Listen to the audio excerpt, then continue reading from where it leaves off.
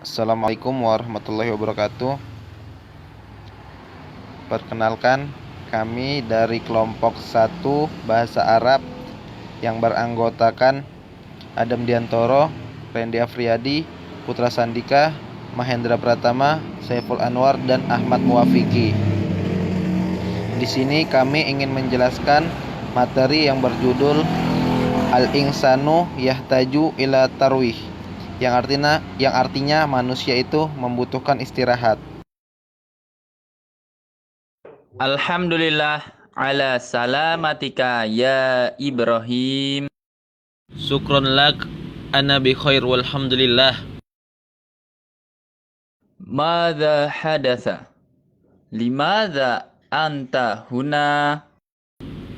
Uqmiya alayya wa ana fis sarikah wa indama afaqtu wajadtu nafsi huna fil mustasfa. Hadza ra'yul tabib. Fahasoni at-tabib wa qala li anta bi khair. Mal muskilatu? Al-amru ajibun jiddan. Talaba minni at-tabib an ughayyira usluba hayati. Tughayyiru usluba hayatika. Madza yaqsidu? Qala li hayatuka kulluha amalun la tarwiha fiha. Ya lahu min amrin ajib. Sadaqat tabib fahayati kulluha amalun la tarwiha fiha. Wa bima nasohaka? An aqdiyal utlah fil baladin jamilin. Ya laha man nasihati tabibati. Segala puji bagi Allah atas keselamatanmu, wahai Ibrahim. Terima kasih, aku baik-baik saja, alhamdulillah. Apa yang terjadi? Kenapa kamu di sini? Aku kehilangan kesadaranku di saat aku berada di perusahaan, dan ketika aku bangun, aku mendapati diriku di sini, di dalam rumah sakit.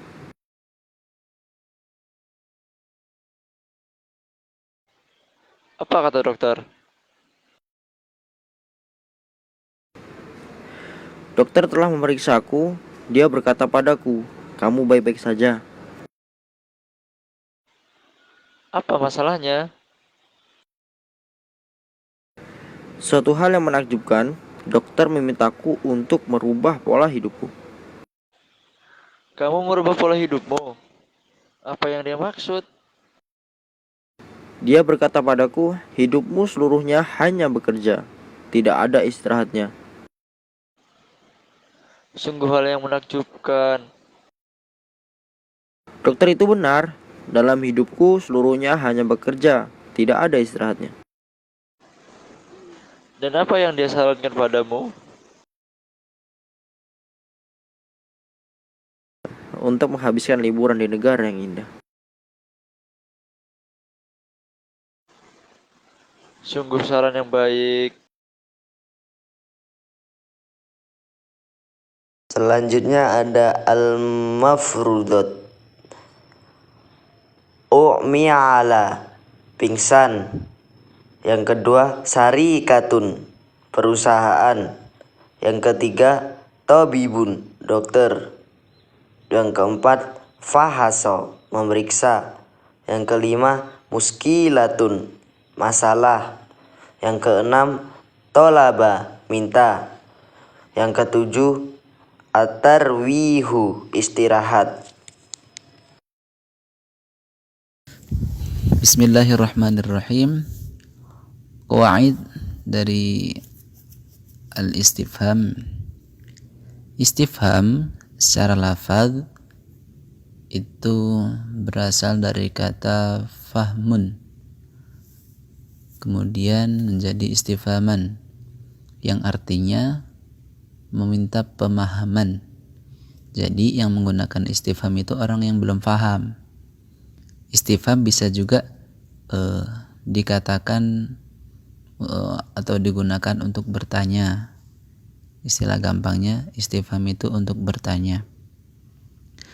Terus kalau secara istilah bisa dilihat dari materi istifham, yaitu talabul ilmi bi syai'in lam yakun ma'luman min qablu. Istifham yaitu mengharapkan untuk mengetahui sesuatu yang belum diketahui sebelumnya.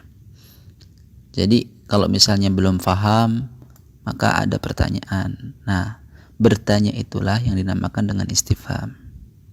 Terus adapun huruf-huruf istifham. Istifham itu kan ada yang huruf, ada juga yang isim. Kalau yang huruf diantaranya yang pertama adalah hal dan a, apakah, yang digunakan untuk menanyakan mengenai tentang suatu benda atau orang. Misalnya contohnya, Aja'a Muhammadun, apakah Muhammad telah datang? A, itulah yang dinamakan dengan huruf istifham. Aja'a, apakah telah datang Muhammadun, Muhammad. Muhammad itu sebagai fa'ilnya dan ja'a itu sebagai fa'ilnya. Aja'a Muhammadun. Terus kalau yang hal, apakah kamu hal ji'ta rakiban, apakah kamu datang dengan berkendara? Hal ji'ta, nah halnya itu huruf istifham. Hal ji'ta, apakah kamu telah datang? Gitu. Terus kalau yang man, yang selanjutnya, yang pertama tadi a, yang kedua hal, yang ketiga man. Itu bisa digunakan untuk menanyakan tentang sesuatu yang berakal. Tentang sesuatu yang berakal, bisa berupa manusia ataupun malaikat. Contohnya, manismuk. Manismuk, siapakah namamu? Bisa juga masmuk, cuman yang sering digunakan kalau ma itu kan untuk yang tidak berakal. Masmuhu, apa nama itu? Nah, tapi kalau yang man itu biasanya digunakan untuk orang. Manismuk, siapakah namamu? Terus man ja'a, siapakah yang telah datang? Itu menggunakan man. Terus yang selanjutnya yaitu ma dan madza, apakah, yang digunakan untuk menanyakan sesuatu yang tidak berakal. Misalnya, mahadza, apakah ini? Menanyakan buku atau menanyakan sesuatu yang tidak berakal. Begitu juga sama madza. Madzal mushkilah, apa masalahnya, apa yang menyulitkan, apa yang belum paham. Mal mas'ul, apakah yang akan ditanyakan, apa yang ingin ditanyakan. Terus yang selanjutnya yaitu mata atau kapan, yang digunakan untuk menanyakan waktu. Contohnya, mata tusafir, kapan kamu akan berangkat? Bisa juga contoh lain, mata Ramadan, kapan akan datangnya bulan Ramadan? Mata ji'a Ramadan. Terus yang selanjutnya aina, yang bisa digunakan untuk tempat. Contoh, aina baituk, di mana rumahmu? Aina sakanta, benar. Aina sakanta, di mana kamu tinggal? Itu digunakan untuk menanyakan tempat. Terus yang selanjutnya yaitu kaifa, bagaimana, digunakan untuk menanyakan keadaan. Kaifa haluk, bagaimana kabarmu? Yang sering digunakan kaifa haluk, bil khair alhamdulillah. Terus yang selanjutnya yaitu kam, yang digunakan untuk menanyakan jumlah atau bilangan. Artinya berapa. Contoh, kam thamanu sayyarah, berapa harga mobilmu itu? Kam thaman, kam darahim, kam kitabuk. Nah, berapa? Pokoknya kalau digunakan untuk menanyakan jumlah atau bilangan itu menggunakan kam. Terus yang selanjutnya yaitu ayun. Artinya yang mana? Ayun itu bisa digunakan untuk menanyakan satu dari dua atau dari beberapa, dari banyak hal. Misalnya, ayun fakihah tuhibbu, buah-buahan yang mana yang kamu sukai. Terus bisa juga contoh lain, ayun ayul